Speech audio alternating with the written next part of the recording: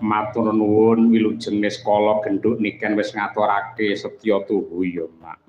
Nyuti kutang-kudang so yen Mbak Niken ketemu jodoh entuk priya sing bener-bener setya tuhu karo panjenengane. Amin ya rabbal alamin. Kaya ngono kuwi.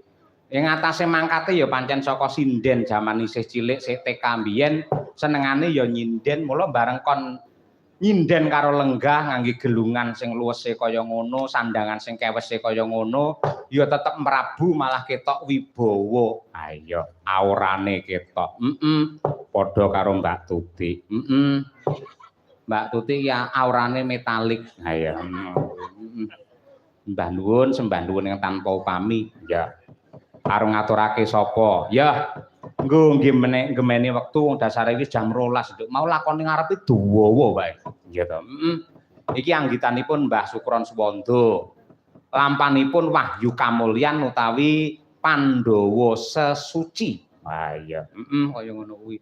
Penuh dengan intrik-intrik, sok-sok malah kaya sinetron, ora tahu to wayang critakne kakange nyenengi karo adine dhewe bar kuwi dicolong terus disandra ngangge pedang ngono iki eneke lak ning film ya kaya ngono kuwi sapa sing diaturi nembang nyuwun tulung sing klasik meneh karo Ibu Sukesi Rahayu ya nembang apa Bu Kesi matur nuwun sik Bu Kesi karo Bu Rini karo Pak Hendar karo Bu Sri sing panjenengane kepareng nglantarake awake dhewe sowan mrene lan jangan lupa salam hormat dumateng para sutresna budaya ingkang kepareng rawuh wonten ing Kepoh.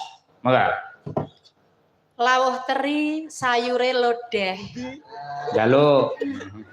Ibu Rini mugi-mugi rezekine akeh. Amin. Mangan rendang sayure ya lodeh. Bapak Dalang mugi-mugi ora rabi maneh. Aku arep ngamini abot ngono ya lho. Ya semoga-moga Bu Kesi. Sak ngono parian kabeh. Ya, mimpin saka Mbak, ayo Mbak Luna Maya, Mbak Luna Maya. Parian ndongake Bu Rini. Ayo karo Pak Hendar. Ayo, piye? Tuku teri menyang ngendi ya? Sesek Pak ya, sesek mikir dulu. Blank. Tuku teri menyang kutha mboten. Kutha Ngawi. Mugi-mugi Bu Rini tansah kathah rezeki. Amin. Selanjutnya monggo Mbak Mira Eka Sumber Kencana. Ayo. Mboten teri, Pak. Ana geni ra iso mlayu. Ya pancen geni ra duwe sikil lan mlayu. Mugi Bu Rini sehat selalu. Amin. Ya rabbal alamin. Nah iki jas iki kena Nadia Arina. Ya. Sapa? Neng Pantai Trini. Wah, suarane kaya ning jero guwa. Neng Pantai Trini. Mangan arem-arem. Bu Rini. Sing diling-eling Bu Rini studio kuwi. Mugi ayam tentrem. Amin. Ngono kudu cerdas. Ayo Bir.